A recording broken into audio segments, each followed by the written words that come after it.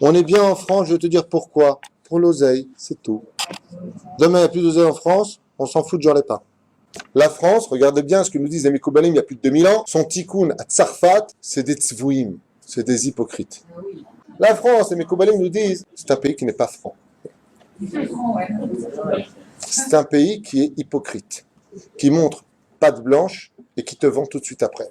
Et la France, comme elle adore l'oseille et qu'elle est hyper hypocrite, elle est prête à vendre sa mère pour avoir des honneurs et de l'argent. Et vous verrez qu'avec vos petits-enfants, vous ne parlerez plus le français, vous parlerez bientôt que l'hébreu. Français no kolosko. Je ne parle pas le français, je parle que l'hébreu, je suis israélite, je suis hébreu sur une terre qui m'appartient, c'est le langage qui nous est réservé. Prenons un peu les forces du mal de la France.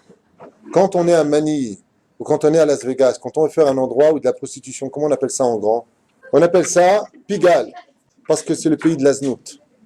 C'est le pays de l'hypocrisie et le pays de la znout. Mais peuvent sortir aussi les plus grandes pourritures de l'histoire de l'humanité, et il n'y a pas mieux que le peuple français pour agir de la sorte. Il n'y a pas mieux que pour ça.